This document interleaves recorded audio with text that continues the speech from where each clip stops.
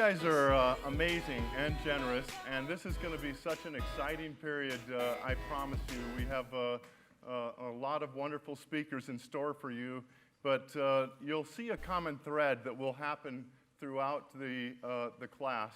It's not just that we bring in speakers, because there are other programs that bring in speakers. It's what we do in between and how we do it that makes this class such a popular class, and a class in which you're going to learn a lot. So I'm going to start out where I would normally end. If this were the last lecture, so to speak, if you've ever heard that term before at a university, I would speak to you about what matters most to me. And it would surprise you, or maybe not, what actually is most important to me. I have a group of friends, about 16. It's sort of like if you've read the book Think and Grow Rich by Napoleon Hill. A mastermind group, if you will. And we meet together about every 6 weeks, and we talk about everything from financial matters, investing strategies, life strategies, parenting strategies, grandparenting strategies. And today, for example, we met and we all took this test called the Strength Finder.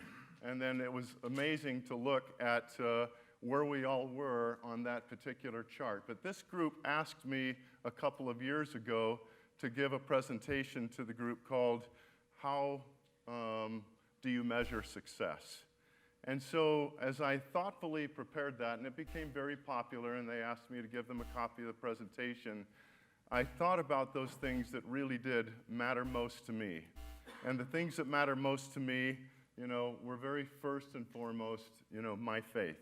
My faith in God, my faith in the Church of Jesus Christ of Latter-day Saints, and my understanding of spiritual things, my connection to heaven. That matters to me more than anything because it is the center of everything. And I'm going to tell you a little bit more about how that came about in the few minutes that I'm going to spend with you today as more of an introduction.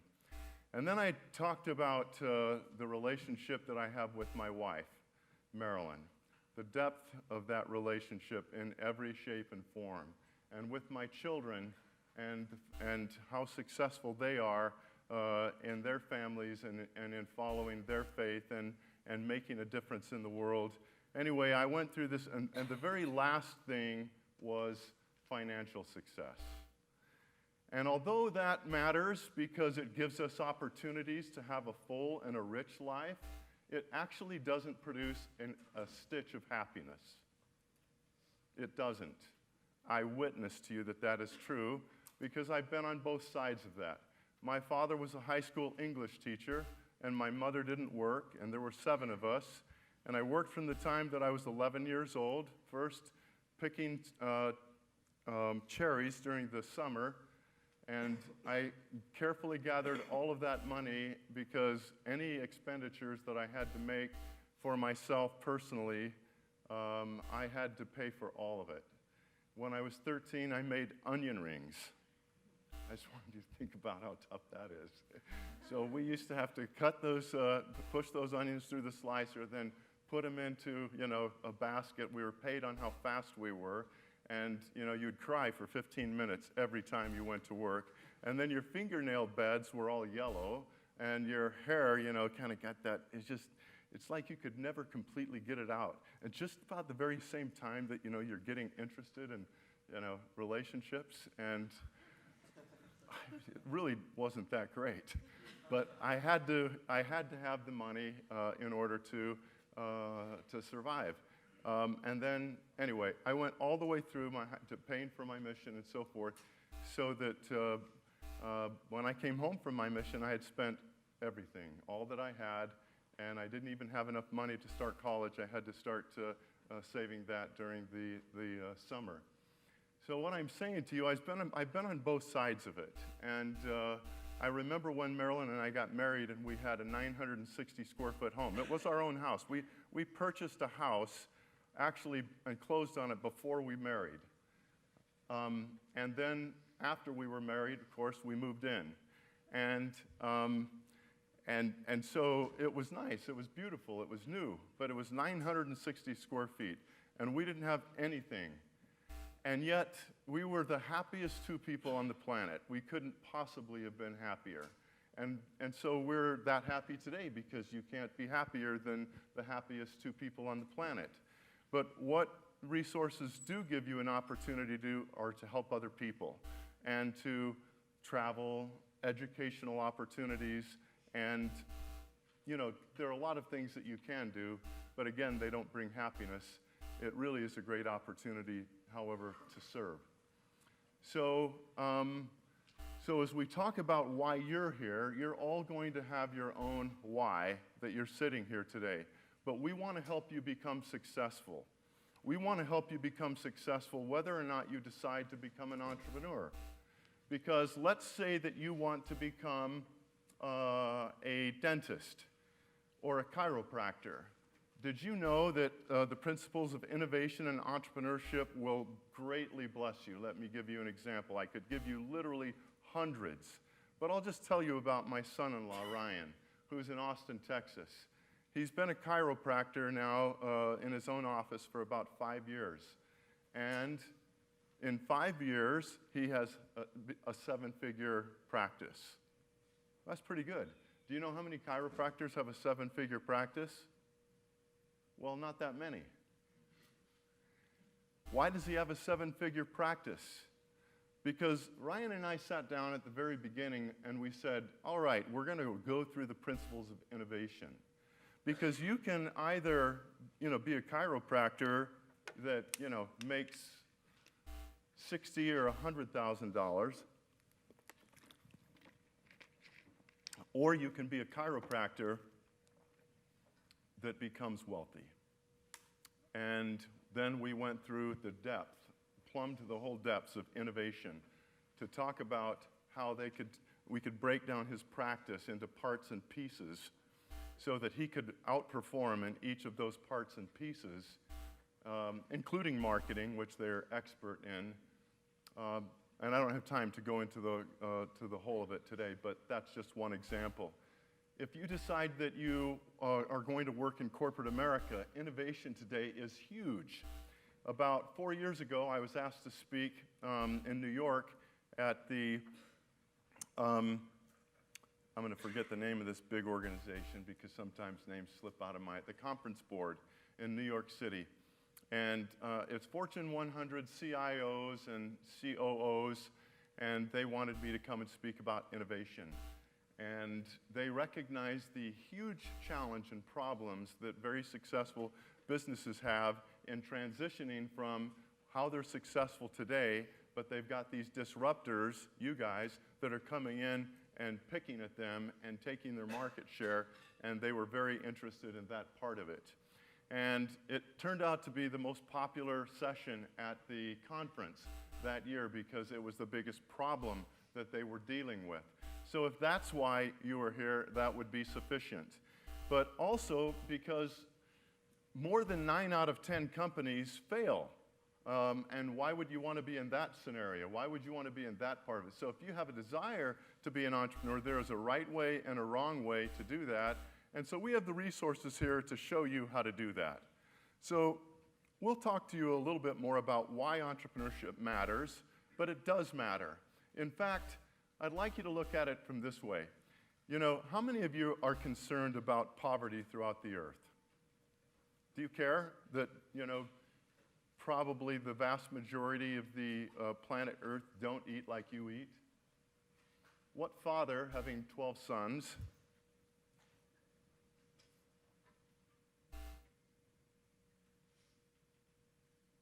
coming from the 38th section of the Doctrine and Covenants, what father, having 12 sons, would say to 6 of them, sit on my right hand and be thou well fed and clothed, and you 6 on my left, you be naked and hungry?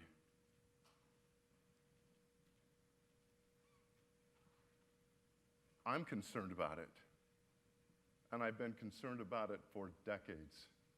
And so I've been trying to do things about it. And so I've been a board member of Mentors International for over 20 years. trying to help the world's poorest learn how to start small enterprises and feed their families. Entrepreneurship is the way that they are able to do that. There isn't enough money out there to pull out from all the wealthy people and give to all the poor people. There is not enough money. We have to help grow the whole world, and it's skill-based. And frankly, it's the right way because God, He could solve that problem for them, couldn't He? He could just do what He did to the children of Israel and give them manna and rain down manna and give them quail and so forth and water to drink out of tapping the rock. But He doesn't do that. He doesn't solve our problems because we're here on earth to learn to become like Him. And so it requires growth. So we have to help our brothers and sisters learn those principles. We have to learn those principles. So there's a couple of things that I wanted you to think about before I tell you a little bit about my story. My plan is to tell you a little bit about my story and my journey in the 20 minutes or so that we're going to have together. And then next week, I'm going to introduce you to an entrepreneurial journey before we start having all of the speakers come in. So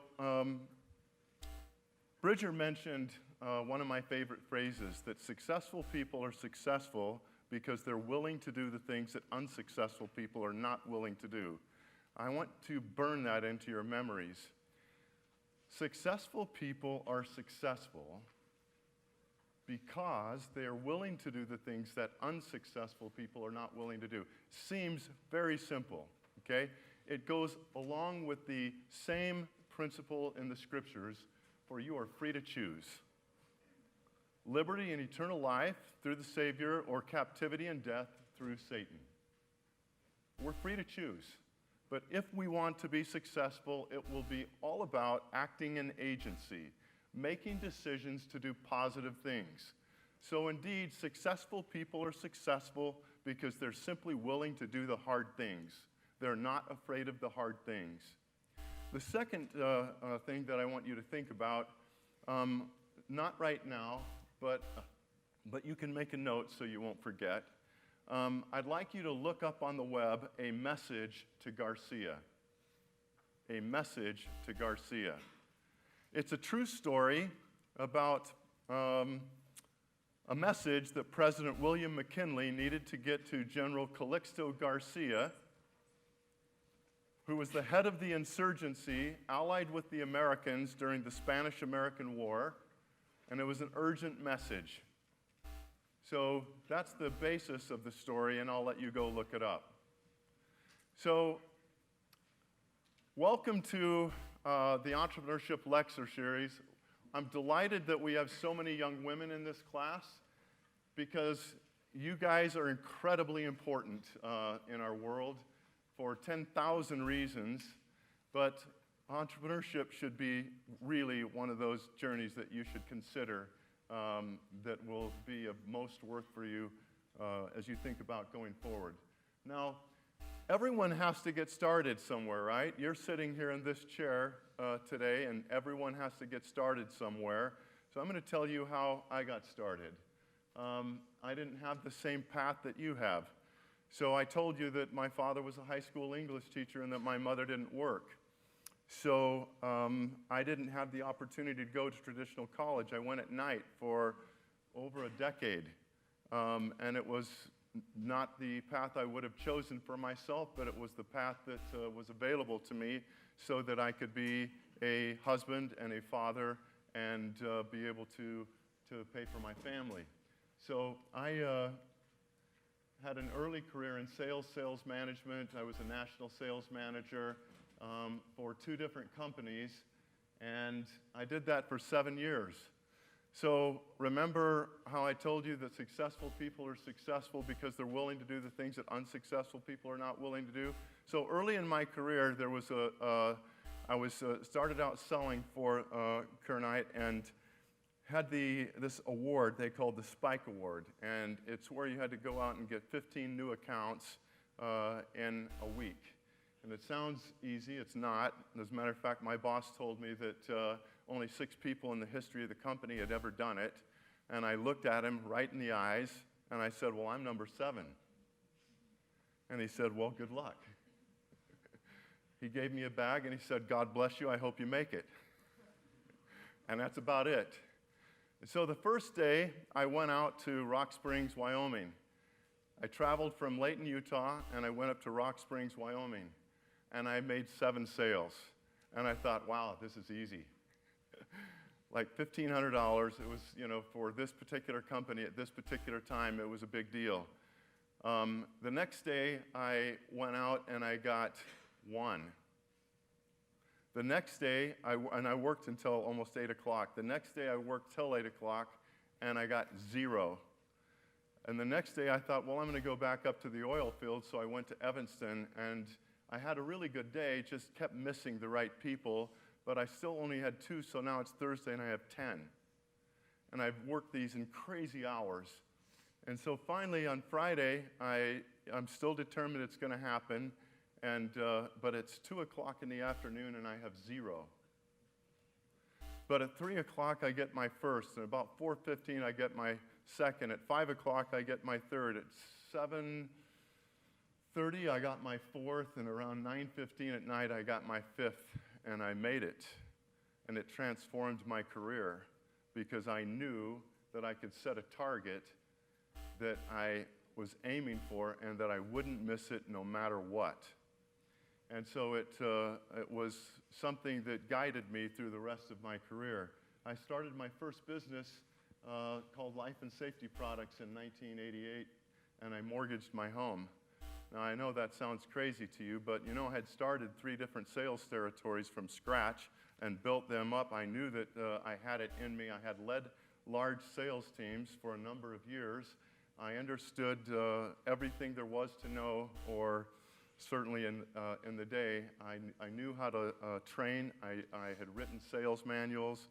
I had done everything that you could really do in that particular field. And so I mortgaged my home. And my wife supported me. She says, "It's never going to get easier. So I'm with you. I trust you. I know you can do this. And if you don't do it, I'm not afraid of living, in less comfortable circumstances. So let's go for it." And so she was all in, and she was all in.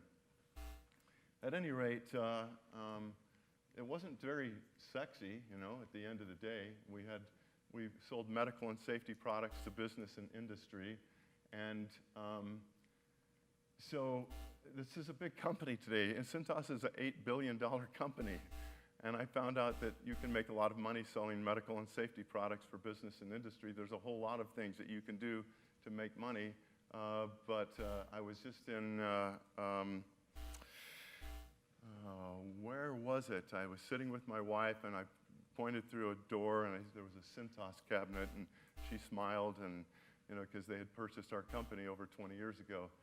At any rate, we sold the company to Cintas, had a nice harvest. And then I decided that I wanted to do something different. And I actually stopped the world for about 3 years, and I researched early Christianity. I read all of the pseudepigrapha, all of it, all of the Dead Sea Scrolls, all of the Apocrypha, all of the Nag Hammadi writings.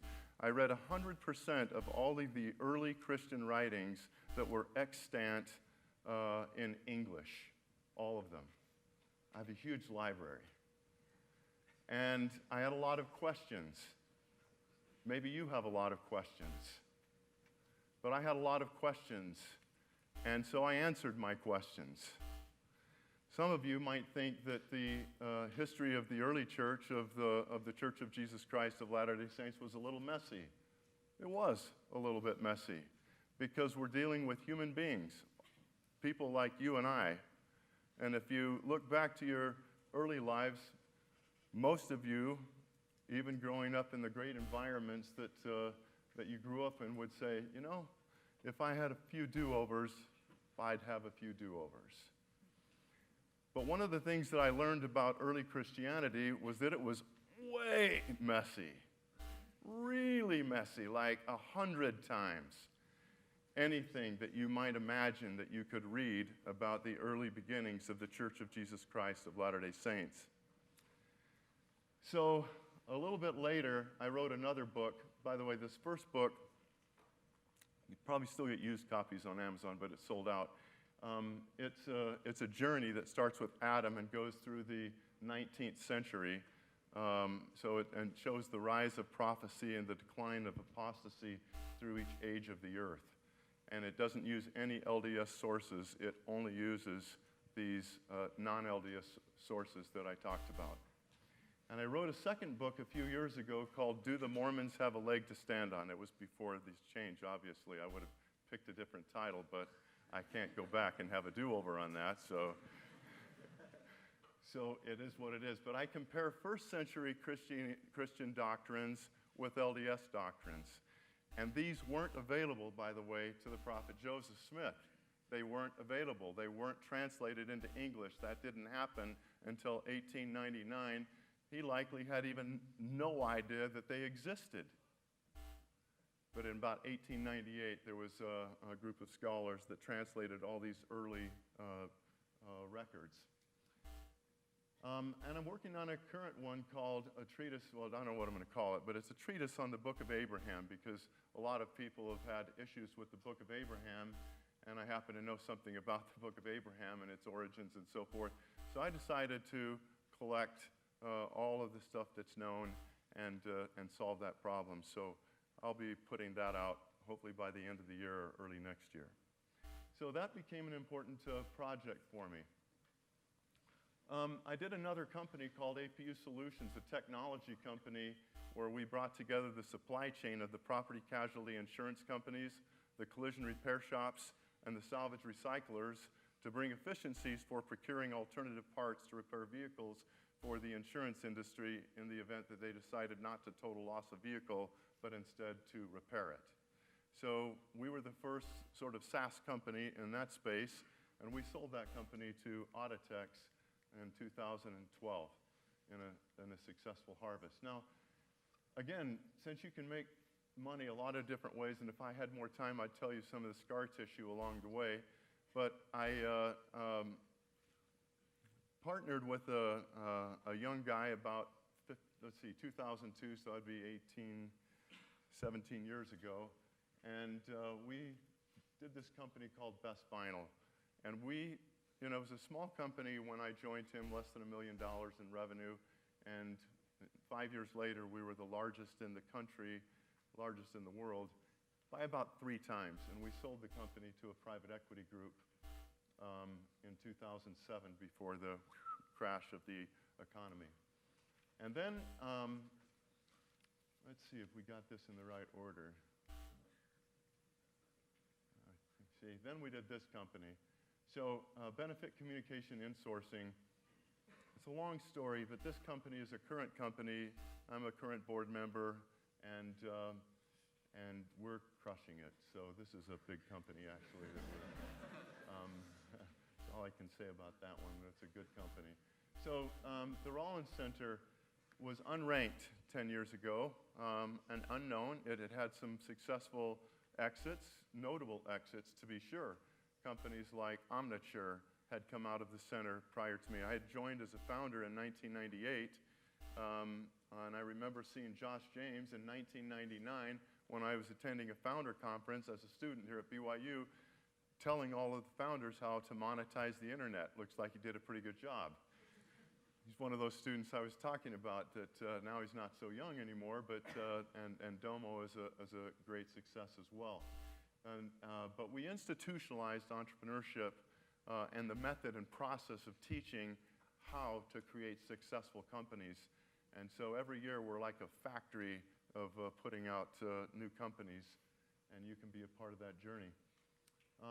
And then another present company that I founded in 2013 called Omadi, which is a mobile platform for field services management that's still in its earlier stages. So I'm going to stop there because that's a little bit about the journey that I'm on. But you're going to have your own journey.